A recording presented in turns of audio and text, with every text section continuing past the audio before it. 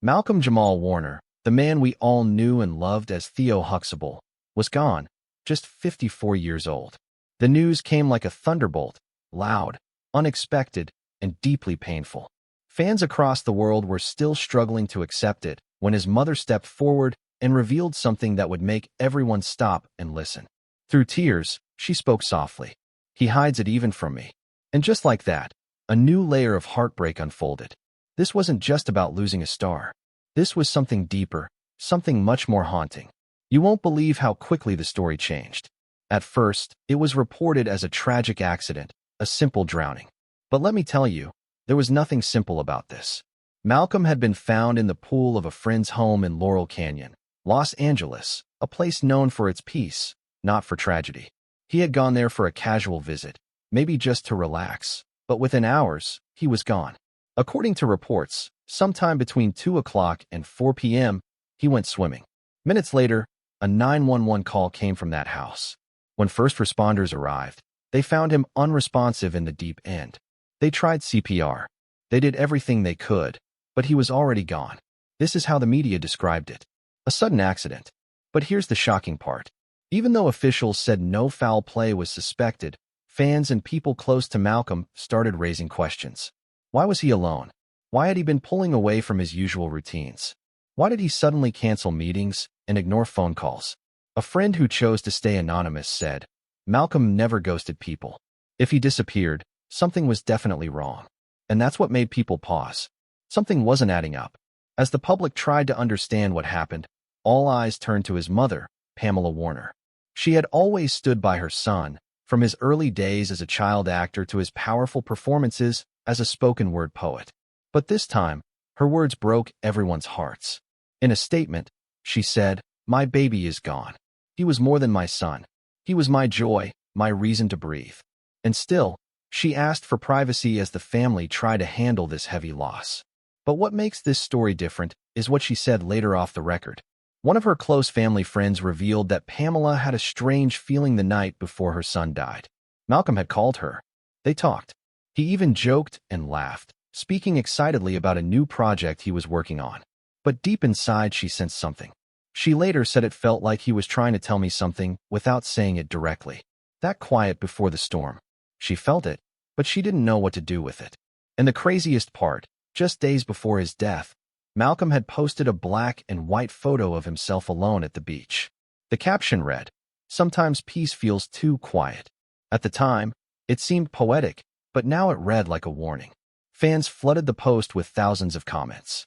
Some wrote, "We're sorry we didn't see the signs." And others said, "You were crying out, and we didn't hear you." Mental health experts later explained that this kind of silence, those heavy captions, and distant behavior were often signs of inner emotional pain, pain that people hide behind smiles and small talk. And destiny took an unexpected turn on July 18th, a day that started out just like any other. Sunlight, calm skies. Malcolm was seen walking alone along a Florida beach. No one thought much of it. He even smiled and spoke much with a few fans outside a nearby cafe, telling one of them, "Keep shining." That would be the last thing anyone ever heard from him. By evening, a 911 call came in. A bystander had seen someone struggling in the water. Moments later, that figure disappeared. Lifeguards rushed in. Divers were sent. And before 7 p.m., his body was pulled from the ocean. But this is where it gets interesting. Witnesses said he wasn't swimming. He was just standing out their way out alone. Then he went under. That wasn't normal. It didn't feel like a simple swim gone wrong. It felt like something else, something much more painful. When the paramedics arrived, they tried everything to bring him back, but it was already too late. The news of Malcolm's death continued to spread like wildfire.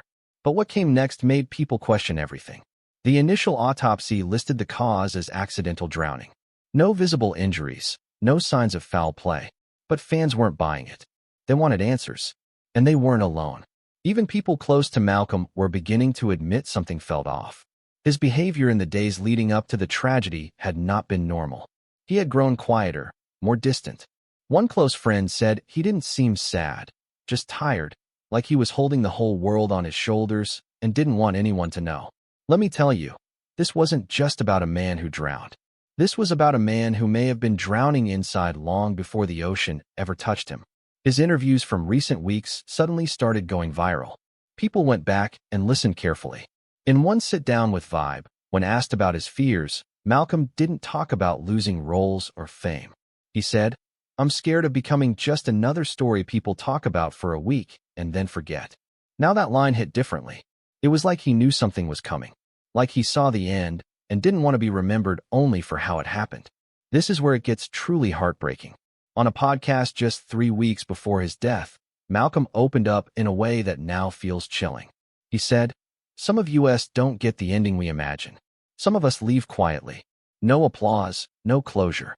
At the time, most people thought he was speaking as a poet, but now it felt like a man saying goodbye. A man who knew his pain had no more room to hide.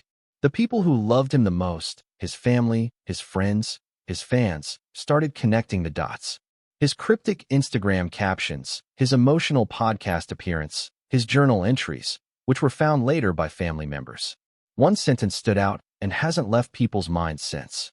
"I hope I'm remembered for more than Theo. I hope people knew I tried." That line has been shared millions of times online, not just because of what it says, but because of what it doesn't say. Was he fighting depression? Did he feel isolated? Was he trying to reach out, but didn't know how? These were the questions that flooded newsrooms, online forums, and social media. Experts started speaking up, too. Therapists and psychologists pointed out that Malcolm's final weeks carried all the marks of a person in emotional crisis. Withdrawal, deep reflection, a sense of finality in his words. One said, "When someone says, 'I just hope they knew I tried,' it's a sign they were battling something the world couldn't see." But the mystery deepened when his final movements were uncovered.